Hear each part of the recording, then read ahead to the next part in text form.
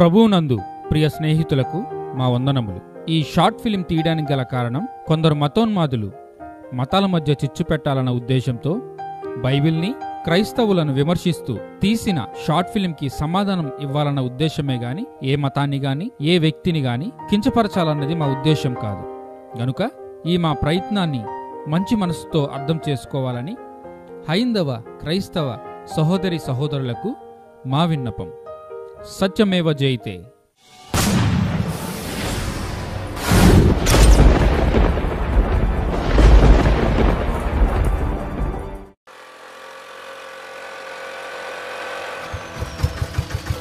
నా పేరు శవాల శక్తి కరుణ్ కుమార్. నేనేనండి యూట్యూబ్లో బైబిల్పై నిందలు వేస్తూ అమాయకిందులను రెచ్చగొడుతూ ఉంటాను కదా, నేనే. ఆ బైబిల్ దేవుడి దయ వల్ల ఎక్కడో సినిమా షూటింగ్లో టీలు మోసుకునే ప్లాట్ఫారంగాన్ని యూట్యూబ్లో ఎంత ఫేమస్ అయిపోయాను. ఈ రోజుల్లో నిజాలు చెబితే ఎవడు వింటాడు? అందుకే ఆలోచించి ఒక మతాన్ని నిందిస్తే ఆటోమేటిక్గా వేరే మతంలో ఉన్నవారు మనకు ఫ్యాన్స్ అయిపోతారు. అదే ఫార్ములా ఉపయోగించా. వెర్రి జనం నేనేదో మతాన్ని ఉద్ధరించినట్లు అకౌంట్లో వేలుకు వేలు వేసేస్తున్నారు పిచ్చోళ్ళు. ఇదే అవకాశం. ధర్మరక్షణ పేరుతో కావలసినంత దోచేసుకోవాలి. అవును, యూట్యూబ్లో నేను ఎంత ఫేమస్ కదా, ఈ ఆటో నన్ను గుర్తుపట్టలేదా ఏంటి? ఒక పని చేద్దాం, మన వీడియో పెడదాం, అప్పుడు వాడికి తెలుస్తుంది మనం ఎవరో. ఒక్క వీడియో చూసాడంటే మన శవాల శక్తికి స్పాన్సర్ అయిపోతాడు.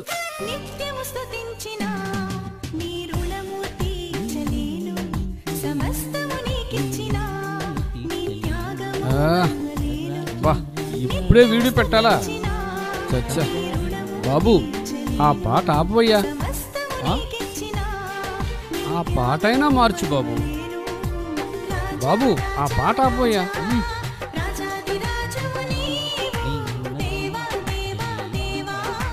లేకపోతే ఆ పాట అయినా మార్చవయ్యా. అబ్బబ్బబ్బబ్బబ్బా, ఎంత తొందరగా దిగిపోతానో మంచిది.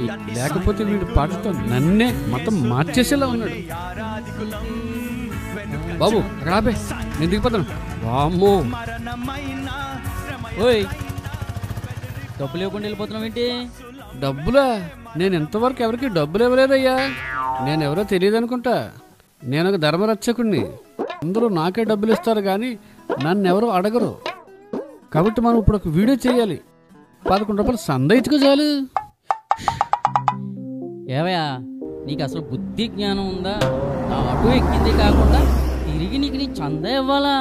అసలు నేనెవరో తెలియక నీవిలా మాట్లాడుతున్నావు. నేను యూట్యూబ్లో చాలా పెద్ద ఫేమస్. నా పేరు శవాల శక్తి కరుణ్ కుమార్. ఎవరైనా నన్ను చూస్తే సెల్ఫీలు తీసేసుకుంటారు తెలుసా? నువ్వు కూడా సెల్ఫీ తీసేసుకో. నువ్వు కరుణ్ కుమారు అయితే నాకేంటి, బుడగల బాబావు అయితే నాకేంటి? అయినా నీ సెల్ఫీ నాకెందుకయ్యా? ఫేస్ ఒకసారి టర్నింగ్ ఇచ్చుకో. నీ ముఖం ఎప్పుడైనా అద్దంలో చూసుకున్నావా? ముందు నా ఆటోకు డబ్బులు ఇచ్చి ఇక్కడి నుంచి కదులు. అమ్మో, వీడెవడో చాలా పెద్ద క్రైస్తవ గురులా ఉన్నాడు. మనకెందుకులే. అదే, ఎక్కడ దొరికావా పొద్దుటేనే?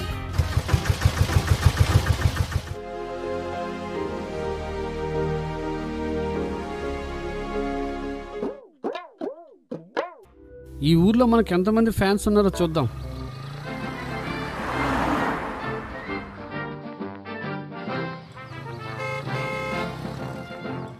మనం కనబడితే చాలు అన్న అన్నట్టు పబ్లిక్ వచ్చేయాలి కదా. అదిగో ఎవడో వస్తున్నాడు. జై శవాల శక్తి. నమస్తే సార్. పోవయ్యా, ఆ గుడి కట్టాలి ఈ గుడి కట్టాలంటే చందాలు ఎడుకునే వాళ్ళు ఎక్కువైపోయారు. మరీను కరమరా బాబు. వీడెవడో చాలా తెలివైనలో ఉన్నాడు. చూడగానే కనిపెట్టేశాడు మన సందాల బ్యాచ్ అని.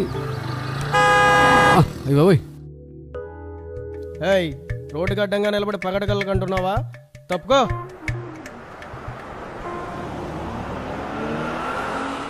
అయ్యి బాబోయ్, నేను ఒక సంస్థకు లీడర్ని, యూట్యూబ్లో పెద్ద ఫేమస్ పర్సన్ని. నన్నే గుద్ది చంపేసేటట్టున్నాడు రా బాబు. అయినా ఈరోజు మనకు ఖర్చు రాలేదు. ఇక్కడి నుంచి వెళ్ళిపోదాం.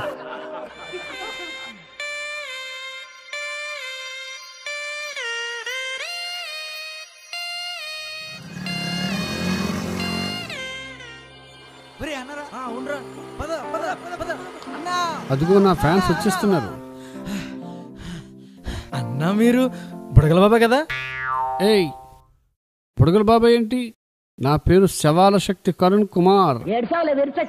సారీ అన్న, ఆ క్రైస్తవ గురులు పదే పదే పదే బుడగల బాబా అంటే మాకు కూడా బుడగల బాబానే అలవాటైపోయింది. సరే, ఇప్పుడు మీకేం కావాలి చెప్పండి. సెల్ఫీలు దిగుతారా? రండి. సెల్ఫీలా?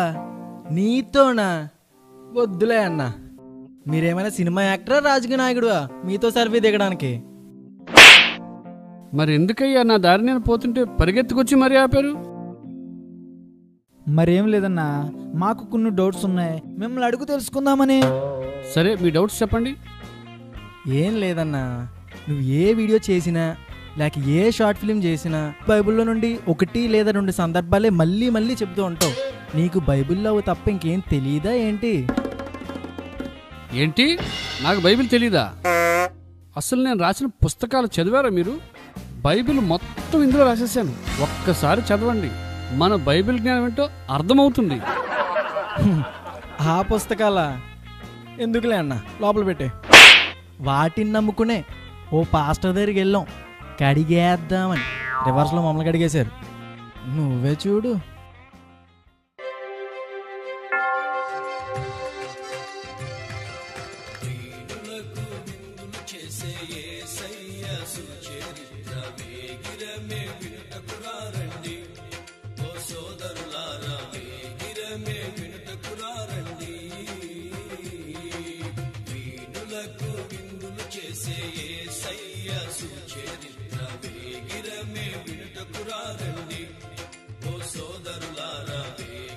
ఏ పాస్టర్, ఏం చేస్తున్నావు?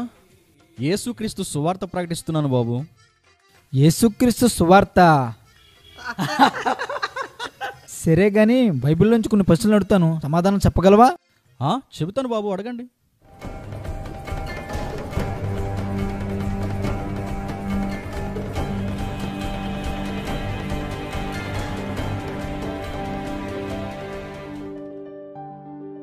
మార్కు 16, 17, 18. నమ్మిన వారి వలన ఈ సూచక్రియ కనబడును. ఏవనగా, నా నామమున దెయ్యములు వెళ్ళగొట్టుదురు, కొత్త భాషలు మాట్లాడుదురు, పాములను ఎత్తి పట్టుకుందురు, మరణకరమైన దేది తాగినను అది వారికి హాని చెయ్యదు, రోగుల మీద చేతులుంచినప్పుడు వారు స్వస్థత నొందుదురని వారితో చెప్పాను. ఇప్పుడు నమ్మిన వారి వలన ఈ సూచక్రియలు జరిగినన్నాడు కదా. అయితే ఇదిగో ఈ విషయం తాగి బతికి చూపించు. నీకు యేసు మీద నమ్మకం ఉంది కదా. ఒకవేళ ఇది నువ్వు తాగి బతికేస్తే మేమిద్దరం యేసుని నమ్మేసుకుంటాం. ఎరా? ఎందుకు నవ్వుతున్నావయ్యా? మీ దేవుడు చెప్పిందే కదా చదువుతున్నావు. సరే గాని అసలు ఆ మాట ఆ పిచ్చి పుస్తకంలో కాకుండా బైబిల్ ఎక్కడుందో ఒకసారి చదవండి చూద్దాం. చదవరా. ఎక్కడుందిరా మాట? ఫస్ట్ లో చూడరా. లాస్ట్ లో లేదా? చూశాను. మధ్యలో చూడరా. అసలు బైబిల్లో మార్కు సువార్త ఎక్కడుందో కూడా మీకు తెలియదు. అసలు ఆ మాట బైబిల్లో ఏ సందర్భంలో రాయించాడో కూడా మీకు తెలియదు. ఎందుకంటే అసలు మీరు ఎప్పుడైనా బైబిల్ చదివితేనే కదయ్యా. బైబిల్ ఎప్పుడు చదవని మీరు, ఏ గ్రంథం ఎక్కడుందో తెలియని మీకు బైబిల్ ఎలా అర్థమవుతుందయ్యా? అంటే ఈ మాట బైబిల్లో లేదా? మార్కు 16, 17, 18 నెంబర్ చెప్పి మరి చెప్పాం కదా, అంతకంటే ఏం కావాలి? అవును, ఆ మాట బైబిల్లో ఉంది. మార్కు సువార్త 16వ అధ్యాయము 17, 18 చదువుదాం.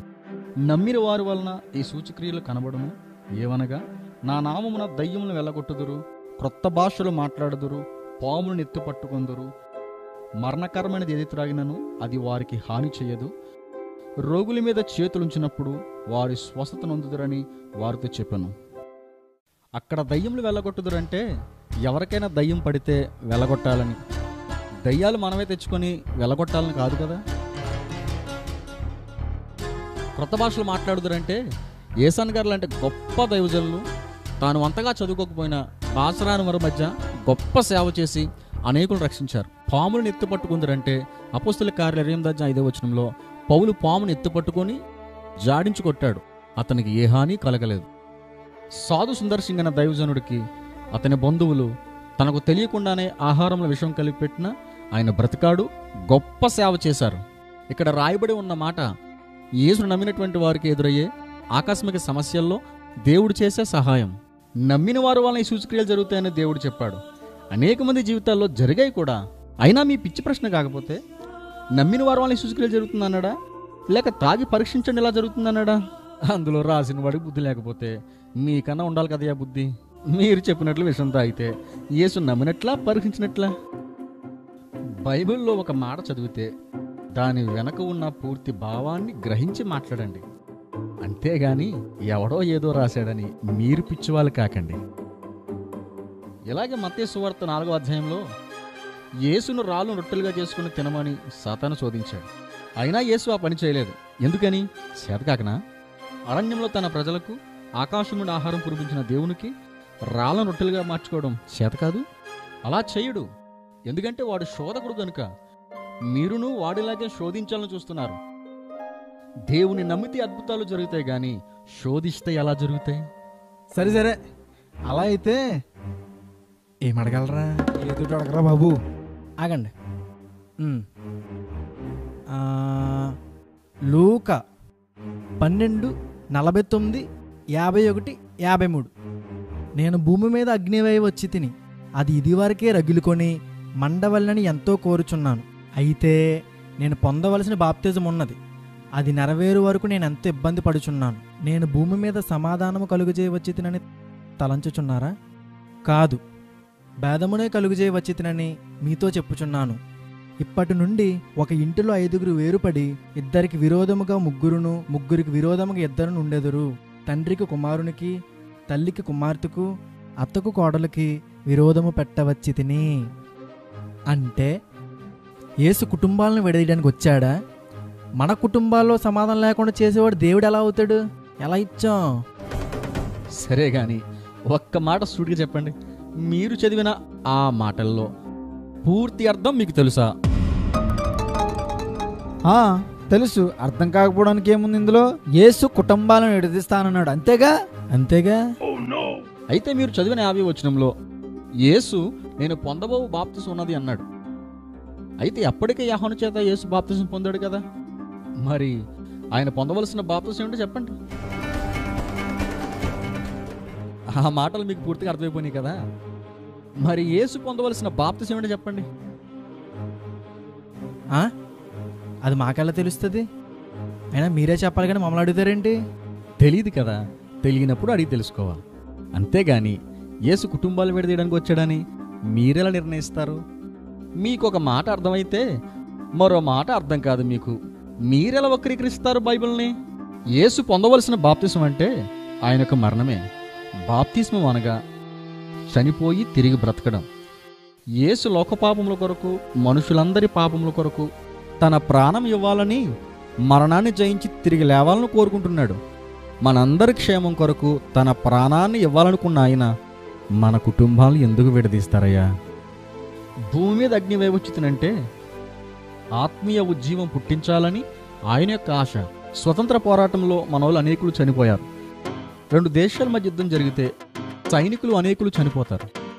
ఆ విషయం వారికి ముందే తెలిసినా ప్రాణాలకు తెగించి పోరాటం చేస్తారు. అలాగే యేసు ద్వారా సత్యంలో ఉన్నవారికి, ఆ కుటుంబంలో ఇంకా అసత్యంలో ఉన్నవారికి మధ్య విభేదాలు వస్తుంటాయి. యుద్ధంలో పోరాటం చేసి ప్రాణాలు పోయినా విజయం కొరకు ఎలా పోరాడతామో ఆత్మీయ జీవితంలో నిత్య జీవం కొరకు కొన్ని కష్టాలను అనుభవించవలసి వస్తుందని ముందుగానే మనకు తెలియపరుస్తున్నాడు యేసు. తను నమ్ముకోవడంలో వచ్చే సుఖాలను కాదు, కష్టాలను కూడా దాచుకోకుండా ముందే చెబుతున్నాడంటే ఆయన ఎంత ఇతృత్వం కలిగిన వాడో ఒక్కసారి ఆలోచించండి. నేను యేసును అంగీకరించినప్పుడు నా కుటుంబం, నా బంధువులు నాతో వాదించారు, నన్ను దూరంగా ఉంచారు. అప్పుడు ఈ మాటలు చదివి ఎలా జరుగుతుందని యేసు ముందే చెప్పాడని ఈ మాటల ద్వారా ఆదరించబడ్డాను. కొంతకాలానికి నాకు దూరమైన నా కుటుంబం, నా బంధువులు సత్యాన్ని తెలుసుకొని మరలా నాకు దగ్గరయ్యారు. అది ప్రతి క్రైస్తవునికి, క్రైస్తవ కుటుంబానికి ఎదురయ్యే మొదటి సమస్య. ఆ సమస్యను ఎదిరించాలని యేసు ముందే మనకు తెలియపరుస్తున్నాడు. బైబిల్ చదివేటప్పుడు అక్షరాలను కాదు, దాని వెనక ఉన్న క్రీస్తు ప్రేమను అర్థం చేసుకోండి. సరేగానండి, మేము అడిగే ప్రతి ప్రశ్న కూడా ఆలోచించకుండానే సమాధానం చెప్పేస్తున్నారు. మీకు ఇవన్నీ ఎలా తెలిసింది? బైబిల్ భక్తితో చదివే ప్రతి ఒక్కరు కూడా సమాధానం చెప్పగలరు. ఇలాంటి పిచ్చి పుస్తకాలు చదవడం మానేసి బైబిల్ చదవండి, అప్పుడు మీకు తెలుస్తుంది. ఏవయ్యా, ఎవరైనా సువార్త చేస్తున్నప్పుడు మీకు ఇష్టమైతే వినాలి, లేకపోతే మానేయాలి. అంతేగాని ఎదుటి మతాన్ని ప్రశ్నించడం ఏంటయ్యా మూర్ఖంగా? మీరు మీ దేవుణ్ణి రోడ్ల మీద ఊరేగించినప్పుడు ఎప్పుడైనా ఏ క్రైస్తవుడైనా మీ గ్రంథాల గురించి ప్రశ్నించాడా?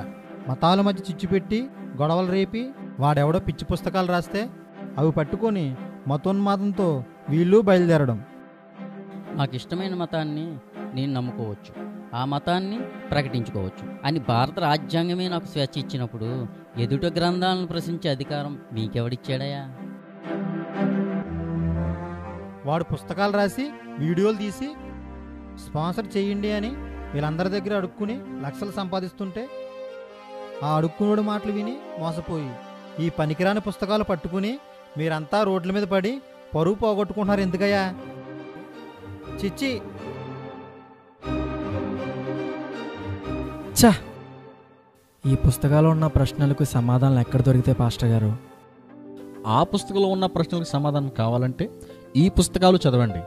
అన్న క్రాంతికుమార్ అన్న రాసినటువంటి అసత్యాన్ని ఖండించే ఆత్మఖడ్గం, యేసు మహిమ స్వరూపం.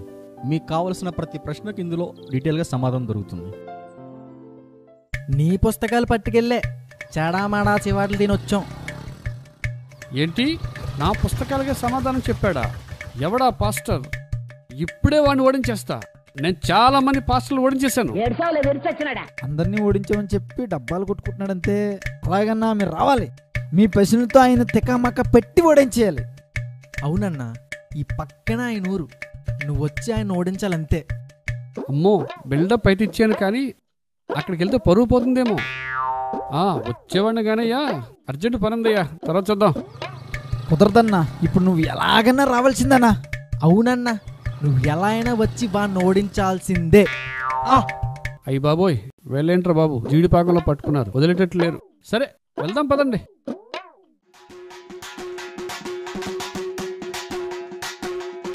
అన్నా వదలొద్దన్నా, అవునన్నా, వదలొద్దన్నా. మనం ఏంటో వాళ్ళకి తెలియాలన్నా. అంతే. పాస్టర్ గారు అన్నా, మీరు ఎక్కడే ఉండండి, మేము వెళ్ళి తీసుకుని వస్తాం. నువ్వు రారా. ఏంటి ఎలా వచ్చారు? నిన్న చెప్పడం కాదు సమాధానాలు, ఈరోజు చెప్పు. ఏమ్మా, నేను చెప్పింది సరిపోలేదా? ఇప్పుడు చెప్పేది మేము కాదు, మా అన్న వచ్చాడు.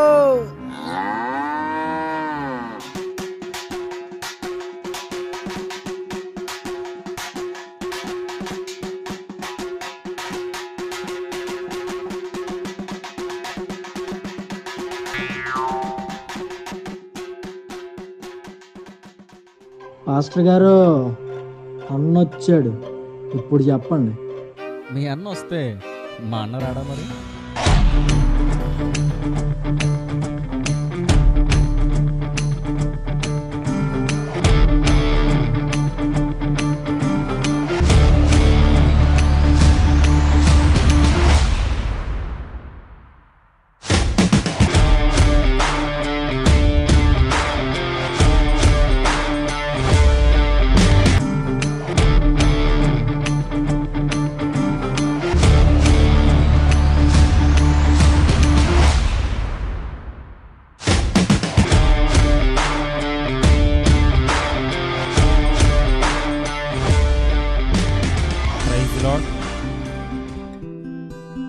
మీ పేరేంటయ్యా?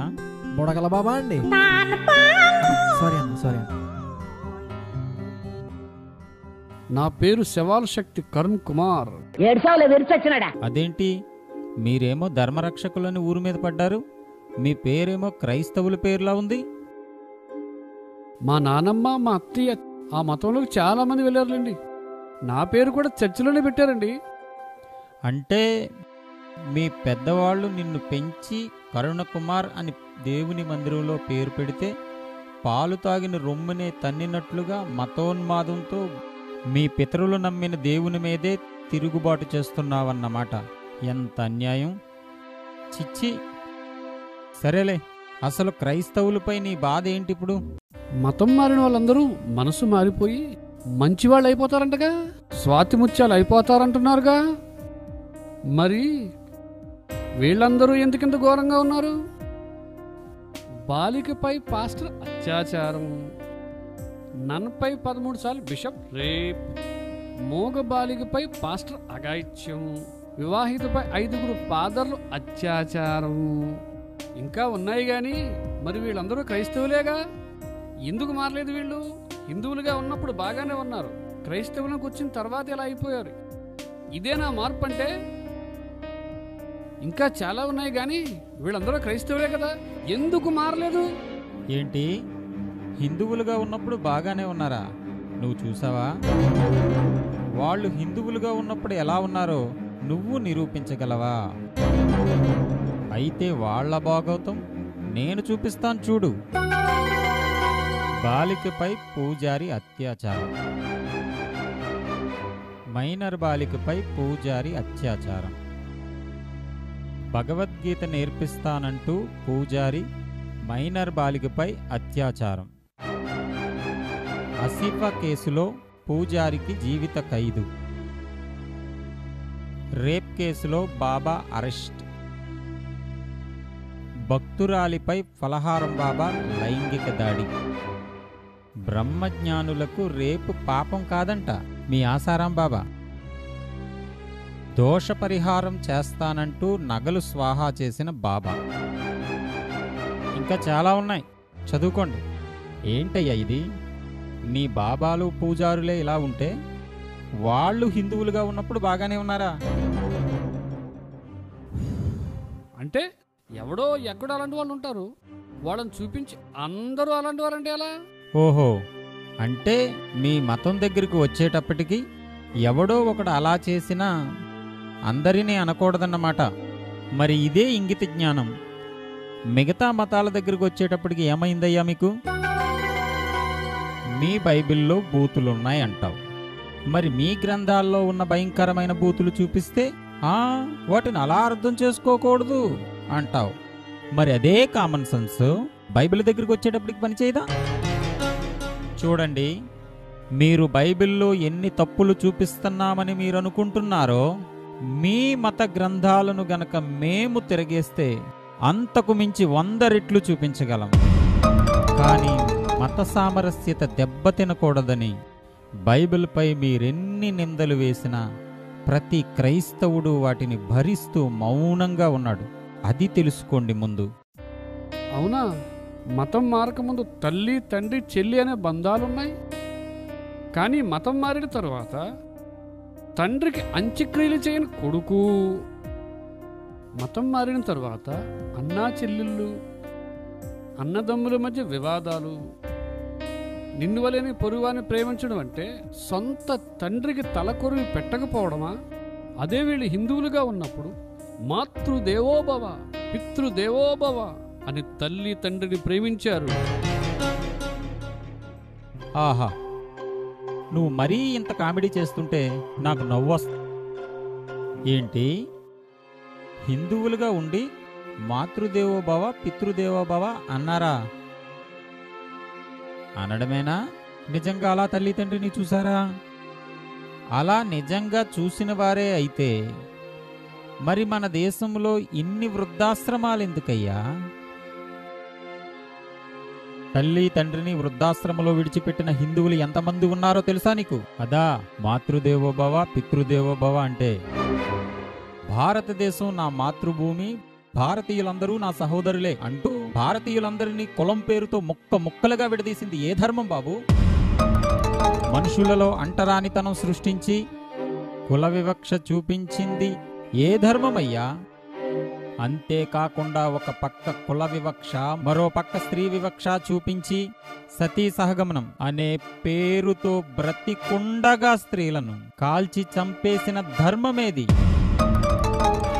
ఈరోజు ఎక్కడో జరిగిన 2-3 గొడవలు తీసుకొచ్చి క్రైస్తవ్యంపై నిందలేస్తున్నావే. కనీసం కులం పేరుతో చచ్చిన శవానికి కూడా దారివ్వని సంస్కృతి ఎక్కడుంది? కులం మతం అనే తేడాలు తొలగించి మనుషులందరినీ ఒక్కటి చేసి నిన్ను వలే నీ పొరుగువాన్ని ప్రేమించమన్న బైబిల్నా నువ్వు తప్పు పట్టేది? నా భార్య, నా పిల్లలు వారు మాత్రమే నావారు అని మిగతా సమాజాన్ని ముక్కలుగా విడదీసింది నీ ధర్మం అయితే, నా భార్య, నా పిల్లలు నావారే కాదు, సమాజం అంతా నా కుటుంబమే అని, అందరినీ ప్రేమించాలని, అందరూ సహోదరులే అని నేర్పించింది నా బైబిల్. అయితే మత్తయి సువార్త 8:21లో ఒక శిష్యుడు తండ్రిని పాతిపెట్టడానికి వెళ్తాను అంటే యేసు ఎందుకు వద్దన్నాడు? అన్నాడా లేదా? అవునన్నాడు. అసలు అక్కడ సందర్భం ఏంటో నీకు తెలుసా? మత్తయి సువార్త 8:18లో మనమందరం సముద్రం దాటి అవతలకు వెళ్లాలని యేసు ఆజ్ఞాపిస్తే, సముద్రం దాటి యేసుతో వెళ్లటం ఇష్టం లేక చిన్న చిన్న వంకలు పెడితే యేసు ఒప్పుకోడని, తండ్రి చనిపోయాడని చాలా ఘోరమైన అబద్ధమాడాడు ఆ శిష్యుడు. హృదయంతరంగాలెరిగిన దేవునికి తెలియదా? అందుకే మృతులు తమ మృతులను పాతిపెట్టుకొననిమ్ము, నీవు నన్ను వెంబడించుము అన్నాడు యేసు. అతని తండ్రి చనిపోయినది నిజం కాదని ఆయనకు తెలుసు, అందుకే అలా చెప్పాడు. యాయూరు కుమార్తెను బ్రతికించినవాడు, లాజరు సమాధి దగ్గరికి వెళ్ళి ఆయన్ని లేపినవాడు, ఆ శిష్యుడు నా తండ్రి చనిపోయాడు అని అనగానే ఒకవేళ అది నిజమైతే అతన్ని పంపించడమే కాదు, ఆయన కూడా వెళ్ళి అక్కడ కూడా అద్భుతం చేసేవాడు. ఏదో ఒక మాట పట్టుకుని దాని పూర్తి అర్థం తెలియకుండా అర్ధజ్ఞానంతో ప్రశ్నించడం కాదు. బైబిల్ పూర్తిగా చదివి అర్థం చేసుకుని మాట్లాడండి. అదే కాదండి, లోకా 14:26లో కూడా ఎవడైనా నా ఎద్దకు వచ్చి భార్యను, పిల్లలను, అన్నదమ్ములను తన ప్రాణంతో సహా ద్వేషించకుంటే వాడు నా శిష్యుడు కాలేడు అన్నాడు. అన్నాడా లేదా? అంటే ఆయన నమ్ముకుంటే అందరినీ వదిలేయాలా? అది నీకు అలా అర్థమైందా? యేసు కుటుంబాలను శాశ్వతంగా వదిలేయమన్నాడా?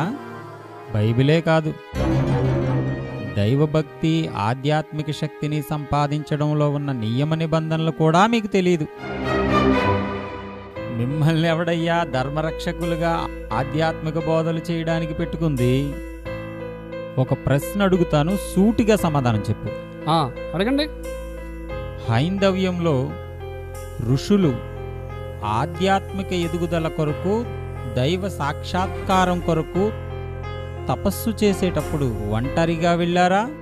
తల్లి, తండ్రి, భార్య, పిల్లలను వెంటబెట్టుకుని వెళ్ళారా? అలా ఎలా వెళ్తారు? ఆనాడు మహర్షులు కుటుంబాన్ని విడిచి ప్రాణాలు తెగించి దేవుని దర్శనం కొరకు తపస్సు చేసేవారు. అవునా? మేము చేస్తే సంసారం, అదే మీరు చేస్తే వ్యభిచారం అన్నట్టుంది నీ వాలకం.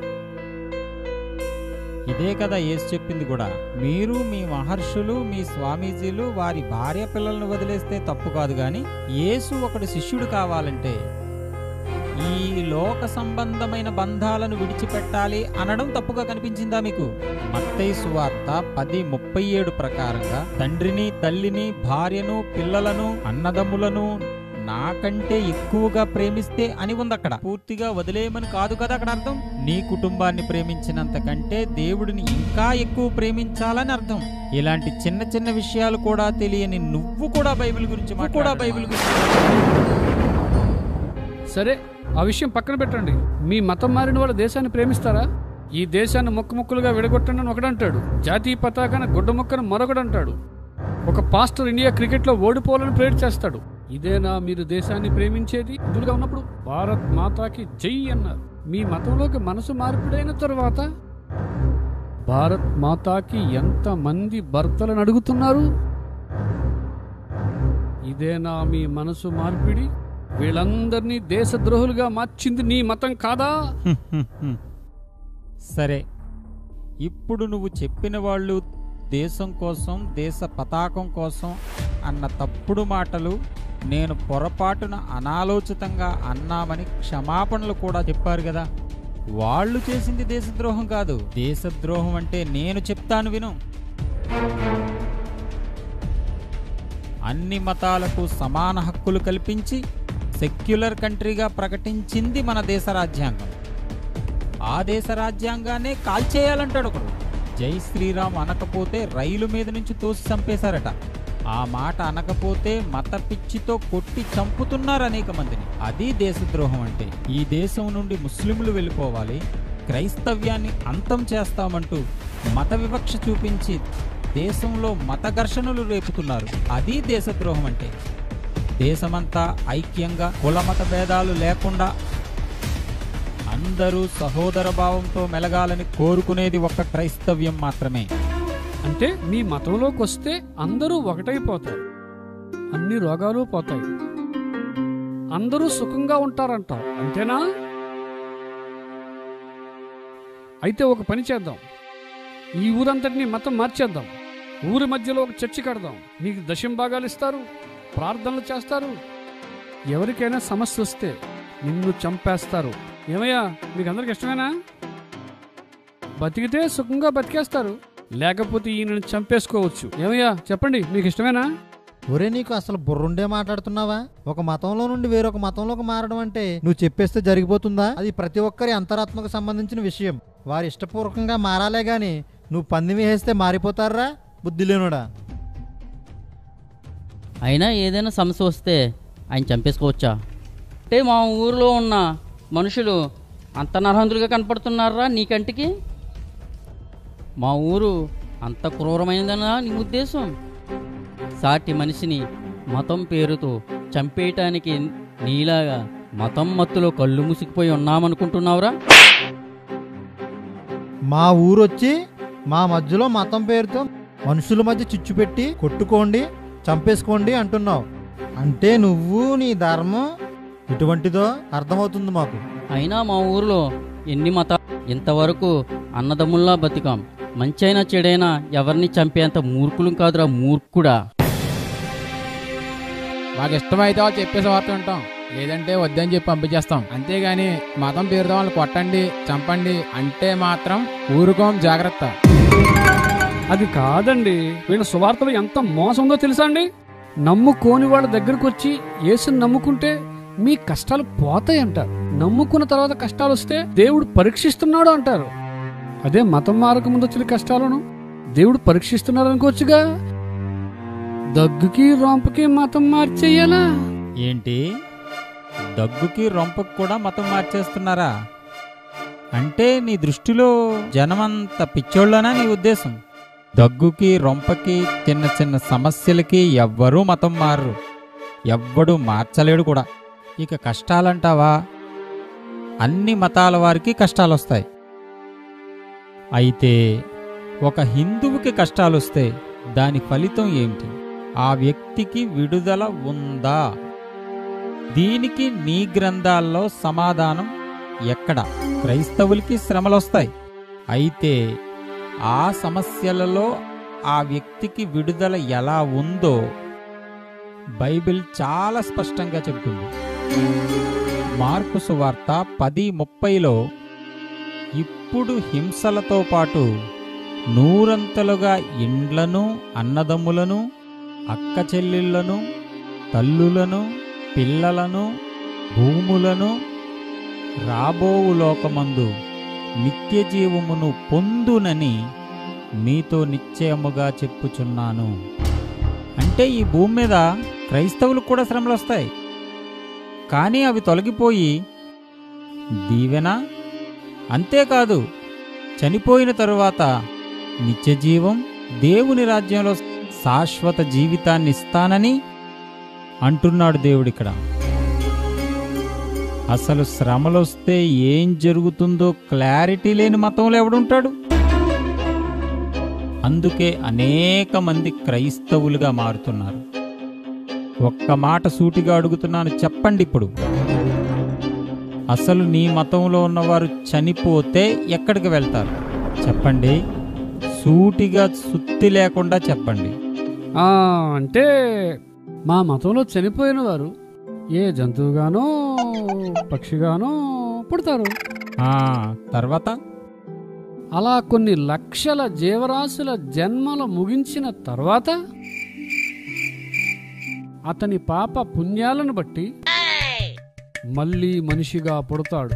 ఆ తర్వాత చనిపోయి యమధర్మరాజు దగ్గరికి వెళ్ళి అతని పాపపుణ్యాలను బట్టి నరకంలో శిక్షలు నియమింపబడతాయి.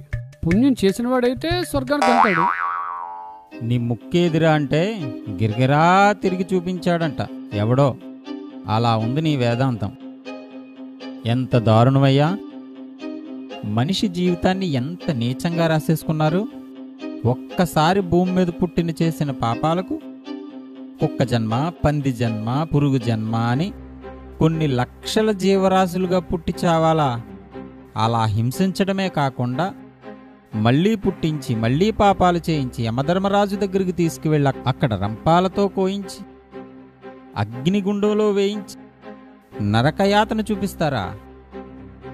మీ ధర్మములో ఉండి కుక్క చావు, పంది చావు, పురుగు చావు చచ్చే కంటే మళ్లీ పుట్టి మళ్లీ చచ్చే కంటే యమధర్మరాజు చేతిలో పడి నరక యాతన అనుభవించే కంటే చేసిన తప్పులు ఒప్పుకుని విడిచిపెట్టి యేసు ద్వారా క్షమాపణ పొంది యేసుతో కూడా జీవించి యేసుతో పరలోకం వెళ్లి యుగయుగాలు నిత్య జీవితంలో ఉండే భాగ్యాన్ని బుద్ధి బుర్రా ఉన్నవాడెవ్వడైనా వదులుకుంటాడా? నీ మతంలో చచ్చిన వారు ఏమవుతారనే క్లారిటీ మీలో ఎవరికైనా ఉందా? ఒకడు చచ్చి జంతువు అవుతాం అంటాడు, మరొకడు చచ్చి మరొక చోట పుడతాను అంటాడు, మరొకడు అంటాడు నరకంలో పడి కాల్తామండి అంటాడు, మరొకడు అంటాడు విచిత్రంగా స్వర్గానికి వెళ్ళి రంభా ఊర్వశి మేనకలతో డాన్స్ చేస్తానంటాడు. చిచ్చి, ఇక్కడ చేసిన రికార్డింగ్ డాన్స్ చాలలేదు, మళ్ళీ అక్కడికి వెళ్ళిన తర్వాత అదే పాప బ్రతుక. ధర్మం పేరుతో ప్రజలను ఎంత మోసం చేస్తున్నారో, మిమ్మల్ని మీరెంత మోసం చేసుకుంటున్నారో అసలు మీకు అర్థమవుతుందా? అంటే మీ మతమే గొప్పదంటారా? ఈ దేశంలో ఇచ్చిన మాట కోసం నిలబడ్డ సిబి చక్రవర్తి లాంటి వారు, సత్యం కోసం నిలబడే సత్య హరిశ్చంద్రుడు లాంటి వారు మా ధర్మంలో ఉన్నారు తెలుసా? అవును, ఈ దేశం కోసం సత్యం కోసం నిలబడిన వారు నీ ధర్మంలో ఉండవచ్చు. వారు పుట్టిన దేశం కోసం త్యాగం చేశారు. అవును, వాళ్ళు గొప్పవాళ్లే గాని తమది కాని దేశానికి వచ్చి తమ వారు కాకపోయినా కుష్ఠురోగుల పుండ్లు కడిగి మురికివాడలను బాగుచేసి ఎంతోమంది అనాథలను హక్కును చేర్చుకున్న మదర్ తెరిసా లాంటి వారు కూడా ఈ దేశానికి ఎంతో సేవ చేశారు. ఇతర దేశాల నుండి మన దేశానికి మిషనరీలుగా వచ్చి సతీ సహగమనం లాంటి మూఢాచారాలతో మగ్గిపోతున్న మన కొరకు పోరాడిన విలియం కేరీ లాంటి వారు మనవారు కాకపోయినా మన కోసం చేసిన సేవ ఎంత గొప్పది. సరే, యేసుని నమ్మితే పరలోకం, లేకపోతే నరకం అంటావు, అంతేనా? అవును. అయితే యేసుని నమ్మితే అంతవరకు చేసిన పాపాలు పోతాయా? యేసుని నమ్మి తమ పాపములు ఒప్పుకుని విడిచిపెట్టిన వాని ప్రతి పాపములు క్షమించబడతాయి. అలా అయితే క్రైస్తవుడైన తర్వాత పాపములు చేస్తే స్వర్గానికి వెళ్తారా, నరకానికి వెళ్తారా? అందుకే నీకు బుర్రలేదనేది. ఒక్కసారి పాపానికి పశ్చాత్తాపం చెందినవాడు ఖచ్చితంగా దేవుని భయంతో జీవిస్తాడు. ఒకవేళ పాపం చేశాడంటే వాడికి దేవుని భయం లేదు, అనగా వాడు యేసుని నమ్మలేనట్లే గనుక నరకానికే వెళ్తాడు. అంటే యేసు పాపం చేసిన వాడిని ఒక్కసారి కంటే ఎక్కువ రక్షించలేడు, అంతేనా? మారు మనసు పొందినవాడు తెలుసో తెలియకో చేసే ప్రతి పాపమును దేవుడు క్షమించగలడు. మీ అమ్మ చిన్నప్పుడు నీకు శుభ్రంగా స్నానం చేయించి ఇక బురద చేసుకోకు అంటే నువ్వు మళ్ళీ మళ్ళీ వెళ్ళి బురద చేసుకుంటే నిన్ను వదిలేయలేదు కదా. ఎన్నిసార్లైనా స్నానం చేయించి శుభ్రపరుస్తుంది. అలాగని నువ్వు మాటి మాటికి బురదలో దొల్లాలని ఆమె ఉద్దేశం కాదు కదా. అలాగే దేవుడు కూడా మన పాపములు క్షమించటం మాత్రమే కాదు, ఇక నువ్వు పాపం చేయకు అనే ఆజ్ఞ కూడా ఇచ్చాడు. యోహాను 5:14లో మరీ ఎక్కువ కీడు కలక్కుండునట్లు ఇంకనూ పాపము చేయకుడి అన్నాడు. అంటే దేవుడు ఎన్నిసార్లు అయినా మన పాపములు క్షమించడానికి సమర్థుడే. కానీ మనము పాపము చేయకుండా బ్రతకాలనేది ఆయన సంకల్పం. సరే, యేసు అమ్మమ్మ ఎవరు నమ్మింది? యేసునే నమ్మింది. అలా ఎలా కుదురుతుంది? యేసు పుట్టక ముందు నేను అడిగింది, ఆయన లేనప్పుడు ఆయనను ఎలా నమ్ముకుంటుంది? ఒక మనిషి పుట్టక ముందు ఉండకపోవచ్చు, కానీ యేసు దేవుడు. ఆయన భూమి మీద మనిషిగా పుట్టక మునుపు దేవుడుగా ఉన్నాడు. అందుకే ఆయన ఆది సంభూతుడని బైబిల్ చెప్పింది. కాలము పరిపూర్ణమైనప్పుడు దేవుడు తన కుమారుణ్ణి పంపెను అనగా ఒక చోట నుండి మరొక చోటకు వచ్చాడని అర్థం. పాపులను రక్షించుటకు క్రీస్తు యేసు లోకమునకు వచ్చెను అంటే ఒక చోట నుండి మరొక చోటకి వచ్చాడని అర్థం. అనగా ఆదాము మొదలుకొని క్రీస్తు భూమి మీదకి వచ్చే వరకు ఉన్నవారందరూ ఆయన వస్తాడు అని నమ్మారు, ఎదురు చూశారు. అనగా యేసు అమ్మమ్మ కూడా యేసు కోసం ఎదురు చూసింది, ఆయన్నే నమ్మింది. హెబ్రీ 11:24లో క్రీస్తు పూర్వం 1500 సంవత్సరాల క్రితమే మోషే అల్పకాల పాపభోగము అనుభవించుట కంటే క్రీస్తు నిమిత్తమైన నింద అనుభవించుట గొప్ప భాగ్యమని ఎంచుకున్నాడని వ్రాయబడింది. క్రీస్తు పూర్వం 1500 సంవత్సరాల క్రితం ఉన్న మోషే యేసుని నమ్ముకుంటే యేసు అమ్మమ్మ యేసుని నమ్ముకోవడంలో విచిత్రమేముంది? ఇంత చిన్న లాజిక్ కూడా తెలియని నువ్వు పుస్తకాలు రాసి వీడియోలు చేసి నీ బుర్రలేని లాజిక్కులతో జనాలను మోసం చేస్తూ ఉంటే నిన్ను ఫాలో అయ్యేవారు ఎంత వెర్రివాళ్ళో వాళ్లను చూస్తేనే జాలేస్తుందయ్యా. నన్ను ఫాలో అయ్యేవాళ్ళు వెర్రివాళ్ళు కాదు పాస్టరో. మీ దగ్గర దశంభాగాలు సమర్పించుకుంటున్నారే వాళ్ళు వెర్రివాళ్ళు. పాస్టర్ల దశంభాగాల పేరుతో జనాలను మోసం చేస్తున్నారంటూ మా మీద నిందలు వేస్తూ ఆన్లైన్లో అకౌంట్ నెంబర్లు పెట్టి ఈ విధంగా అడుక్కుంటూ జనాల్ని ఏ రేంజ్లో మోసం చేస్తున్నారో తెలియని విషయం ఏమి కాదులేవయ్యా. ఏదో ఒక రోజున అందరూ అర్థం చేసుకుని మతాన్ని ఉద్ధరిస్తామంటూ మతం పేరుతో అడుక్కు తినే మిమ్మల్ని తరిమి కొట్టే రోజు తప్పకుండా వస్తుంది. చివరికి ఒకటి అడుగుతాను, సమాధానం చెప్పండి. నేను నిన్ను చంపి నేను యేసుని నమ్ముకుంటే స్వర్గానికి వెళ్తానా నరకానికి వెళ్తానా? నీవు నన్ను చంపి మారుమనసు పొంది ఇలా ఏ మతాన్ని భ్రమపరచకుండా మతాల మధ్య చిచ్చు పెట్టకుండా యేసు పాదాల దగ్గర బ్రతుకుతానంటే నీ చేతిలో నేను చావడానికి రెడీ. నీ కోసం, నీ ఆత్మరక్షణ కోసం నీ చేతిలో ఖచ్చితంగా నేను చావడానికి రెడీ. వచ్చి నన్ను చంపు. మాట మీద నిలబడే వ్యక్తివైతే రా, నన్ను చంపుకో, నేను సిద్ధంగానే ఉన్నాను.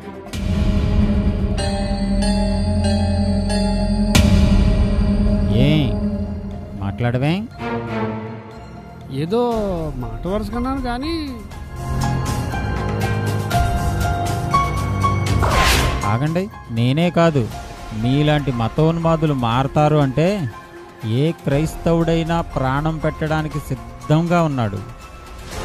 మీరు మీ మతాల ఉనికి కోసం మమ్మల్ని చంపుతాము అంటే మీ ఆత్మరక్షణ కోసం క్రైస్తవులు చావడానికి కూడా సిద్ధమే.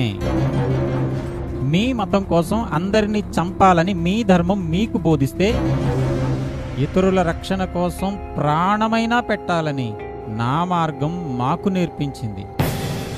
రా, నన్ను చంపు.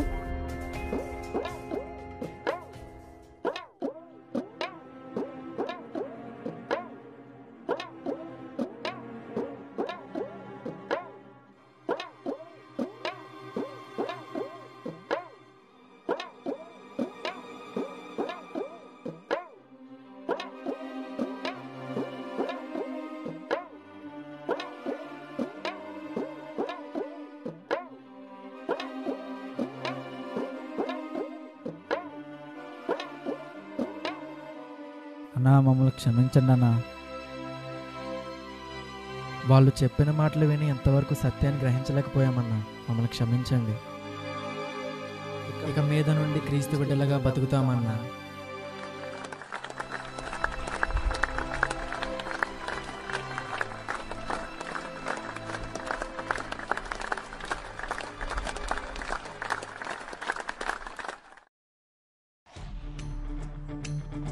క్రైస్తవుడంటే అందరి క్షేమం కోరేవాడు. క్రైస్తవుడంటే దేశ క్షేమం కొరకు ప్రార్థించేవాడు. క్రైస్తవుడంటే క్రీస్తు ప్రేమను లోకానికి పంచాలని, మంచిని లోకానికి బోధించేవాడు. కులమత భేదాలతో మగ్గిపోతున్న మానవ జాతిని ఒకటి చేయాలని, మంచిని బోధించి తన రక్తాన్ని కార్చి ప్రాణమిచ్చిన యేసునా మీరు విమర్శించేది? ఎందుకు? నిన్ను వలె నీ పొరుగువాన్ని ప్రేమించమని ద్వేషభావాన్ని తొలగించినందుగా? ఎందుకు? నీ శత్రువును కూడా ప్రేమించమని అందరినీ ఒకటి చేయాలనుకున్నందుకా? ఎందుకు? ఆకలిగొని ఉన్నవారికి ఆహారం పెట్టమని అందరి ఆకలి తీర్చినందుకా? ఎందుకు? నీకు 2 వస్త్రాలుంటే లేని వారికి 1 వస్త్రం ఇమ్మని దానగుణం నేర్పించినందుకా? ఇంత మంచిని లోకానికి పంచిన యేసు మీద ఎందుకయ్యా ద్వేషం?